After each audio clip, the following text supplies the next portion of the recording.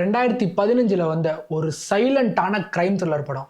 இந்த படம் வந்ததே நிறைய பேருக்கு தெரியாது.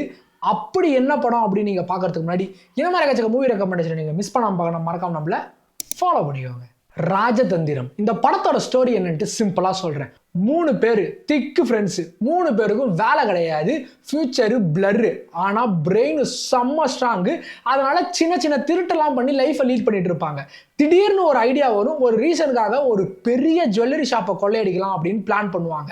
அப்படி பிளான் பண்ணும்போது அதை சுற்றி என்னென்ன த்ரில்லிங்கான விஷயம், என்னென்ன மிஸ்டீரியஸான விஷயம் நடக்குது அப்படிங்கிறதா இந்த படத்தோட ஒன்லைன். ஸோ இந்த படம் ரொம்பவே இன்ட்ரெஸ்டிங்காக போகும். இதோட மெயினான விஷயம் என்ன அப்படின்னு பார்த்தீங்கன்னா, ஒரு கிரைம் த்ரில்லர் அப்படின்னா அதில் போலீஸ் இருப்பாங்க. அந்த போலீஸ்க்கும் அந்த திருடங்களுக்கும் தான் ஒரு மாதிரி கேட் அண்ட் மவுஸ் ஃபைட் மாதிரி போய்கிட்டு இருக்கும். ஆனால் இதில் எப்படி இருக்கும் அப்படின்னா, இந்த பசங்க திருட போகிறது அந்த ஜுவல்லரி ஷாப் ஓனருக்கு ஆல்ரெடி தெரிஞ்சிருக்கும். ஸோ அது எப்படி அந்த ஜுவல்லரி ஷாப் ஓனர் தடுக்கிறாரு, அதுக்குள்ள என்னென்ன பிட்ரயல்ஸ் நடக்குது, அதுக்குள்ள என்னென்ன சண்டை நடக்குது, அதுக்குள்ள என்னென்ன கிரைம் நடக்குது, இப்படி சீட்டேஜ் த்ரில்லராக வேற லெவலில் போயிட்டு இருப்பாங்க இந்த படம்.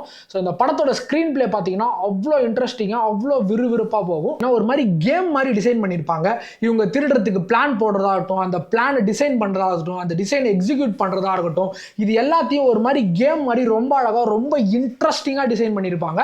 அவ்வளோ சூப்பராக இருக்கும். ஸோ இந்த படத்தை யாராவது மிஸ் பண்ணிங்கன்னா மிஸ் பண்ணாமல் பார்த்துருங்க. இந்த படம் எந்த ஓடியில் இருக்குன்ட்டு டிஸ்கிரிப்ஷனில் மென்ஷன் பண்ணிருங்க, மிஸ் பண்ணிடாதீங்க.